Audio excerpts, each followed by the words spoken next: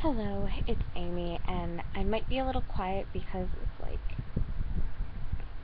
1 o'clock in the morning and people are sleeping.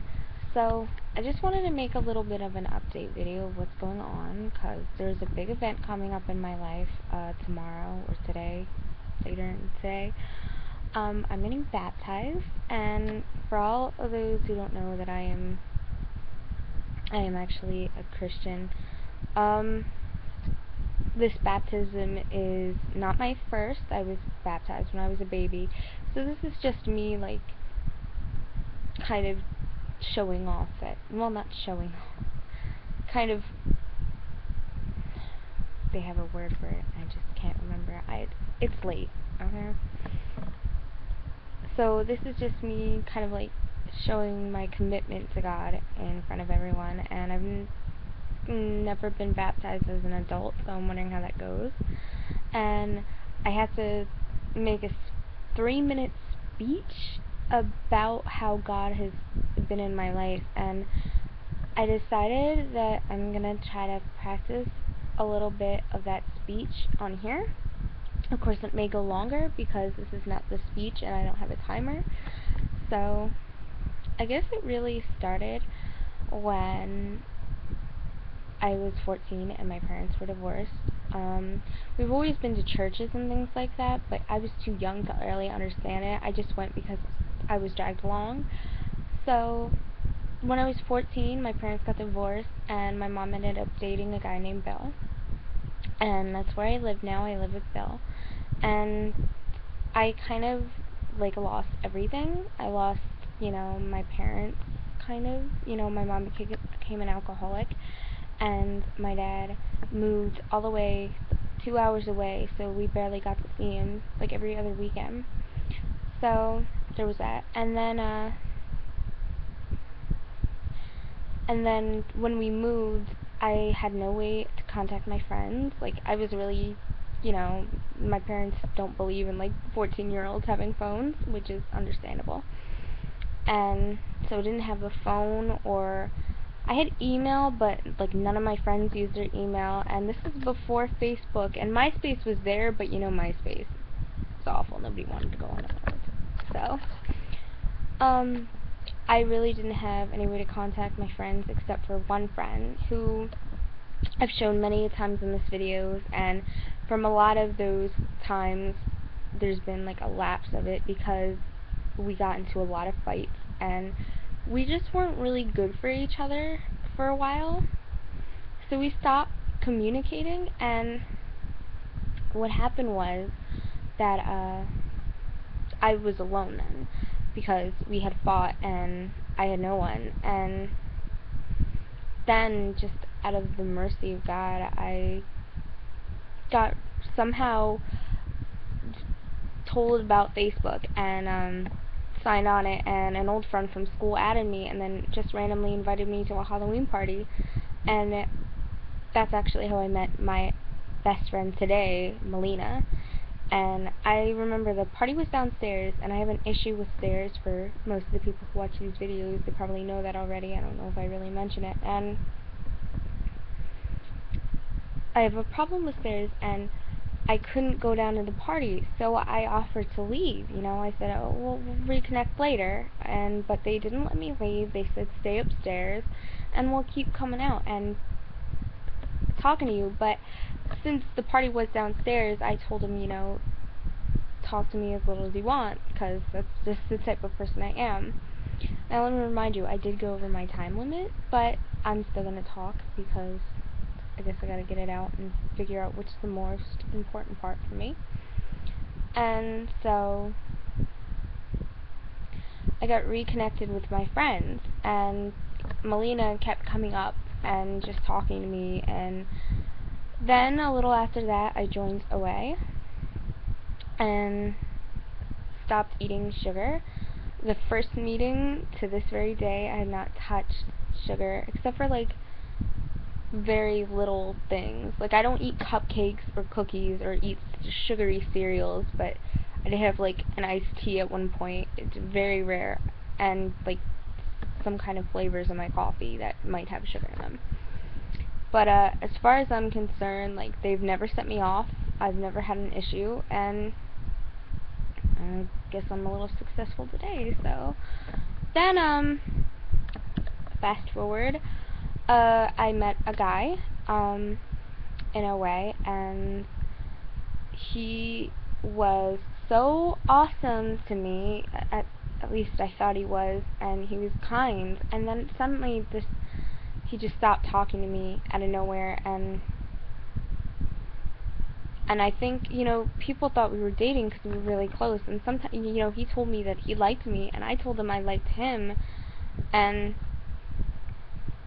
it's just like, I think he was a little ashamed of me because I was still in high school at this point, and he was in college, and also because it was so bigger, and he wasn't really big, so I guess he was a little ashamed of that, and I never really understood why he went away. I hear, people telling me, oh, he went away because he wasn't ready for the program, but you didn't have to be ready for away. You still could have called me, but that didn't happen, so anyway. So another fast forward, about a year later, I joined a church called Bristol Hope, and I got connected with a lot of people. I joined the chorus. I'm singing now. I got my faith, like, all the way up. I hear from God, like, almost every day. As you can tell, I'm a little less cursy than I normally am. Probably because I just don't curse that much anymore. I don't have a reason to. I'm not, like, really unhappy anymore. And I guess, like, just things completely changed. And then I got reconnected. I now go to 2 churches on Sunday. I go to Bristol Hope, which is where I'm getting baptized, and then Redemption, where it's like a lot of the young adult college students from Cairn University, which is a biblical university here down in Pennsylvania, come and pretty much get their church for the Sunday, And through that, I met so many amazing people. One of them really said a lot of inspirational words to me, and just really made me feel like I was a part of the group. And then I hung out with another one, and suddenly it's like I go in and I know everyone by name and by face, and just, I got reconnected with an old from a different church, and now I don't feel so bad because I actually know what they're talking about. Let me tell you, being a just graduated high school student in a place filled with, like, people who are really, like, into the Bible, biblical, is really difficult for me because they examine the Bible with such knowledge of it, but also just so much,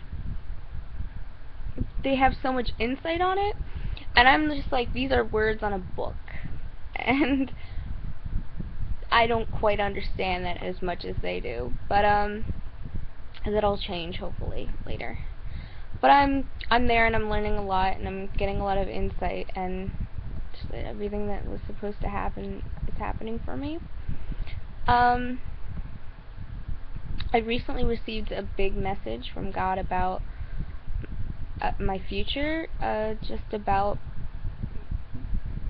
it's really embarrassing because I don't know if I'll ever watch these videos, so I don't want to give too much away, but I asked for something a while back that I thought was overly difficult for God to do, which is crazy because God is all-powerful, and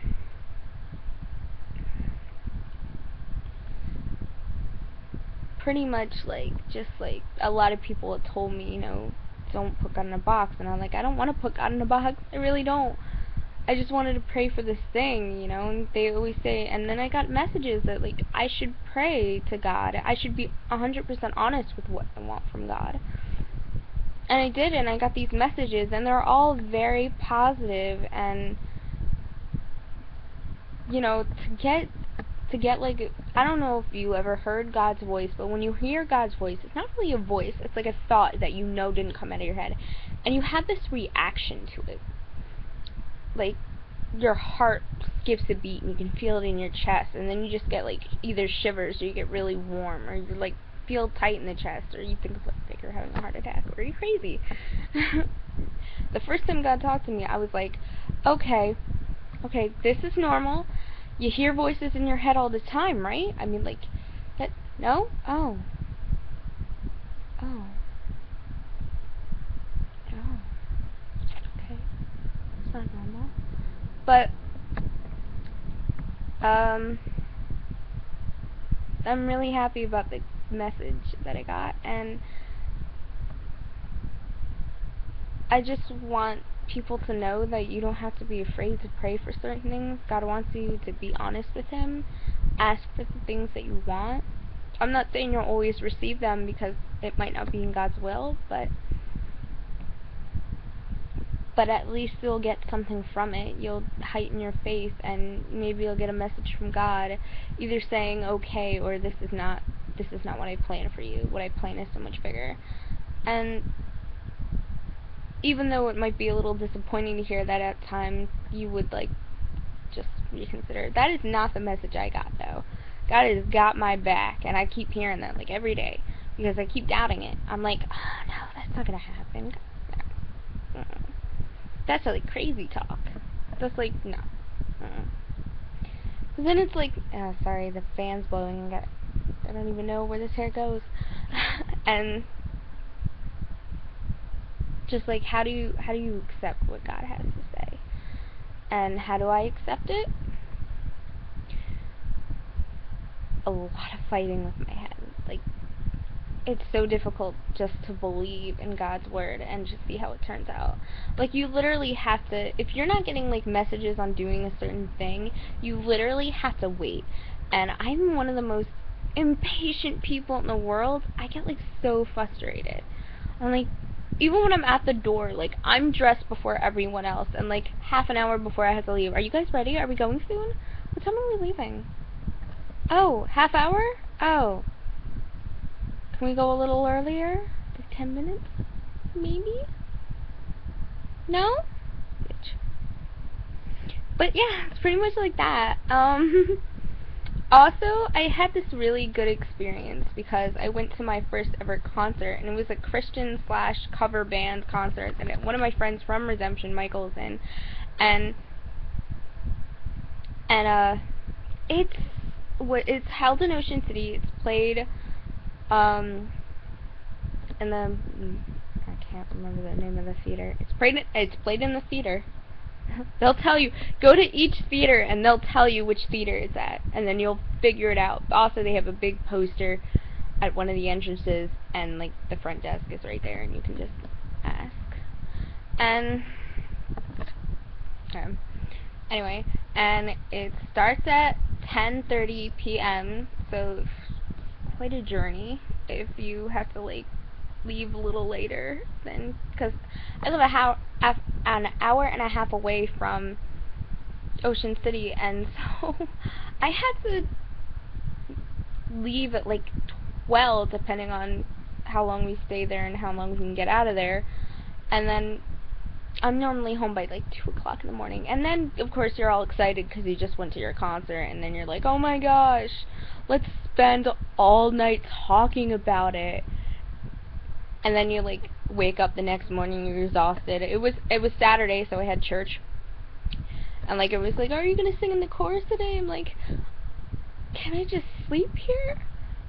I didn't sleep, but I didn't sing in the chorus. I really didn't feel like spending 2 hours on my feet with only 3 hours of sleep. But anyway, the concert was awesome. Michael's the drummer, and it's weird because we don't have a drum set normally, but we do have like a djembe, which is an African drum. And to see him like play on the drum set, it was so weird because two different types of drums there, and it's really awesome. you could tell he really enjoys doing what he does. And the singers were just amazing. The guitar player, there was a guitar player, he was, I don't know, he was like hyperactive or all excited, jumped off the stage, felt so bad for him. And I said it was an epic drop at the end. But anyway, so Flash, it's really, really fun. It's free popcorn, free popcorn. Yeah, I didn't eat the popcorn. I'm too smart for that. Okay, I'm not. Kind of dumb. But I didn't eat the popcorn. So it was a really good experience. First time in Ocean City, first time seeing a concert besides that other one, the classical one that I saw with my ex. I don't want to get into that. And just like total difference from worship that you do at the church and then like seeing a cover band slash worship team, just like totally different sounds, and it's awesome. And I am so sorry, but I think I'm done here. It went way longer. We'll definitely cut that a lot short, probably with how I started Bristol, and that's it. And well, I got that figured out. So I'm gonna go splash in the pool tomorrow. Don't know why I stayed up this late. Have way too much energy. I'm way too happy. And yeah. So thanks for watching. If you made it through the whole video, kudos. I mean, that is awesome. Also, maybe later, because it's really too late and this video has gone way too long, I might do a thing about sign language, because when I was a kid, I learned how to sing Away in a Manger in sign language, so I probably will show you how to do a couple of those signs, the ones that I at least remember. Okay, bye! I should probably get ready to do this off. Okay, now bye.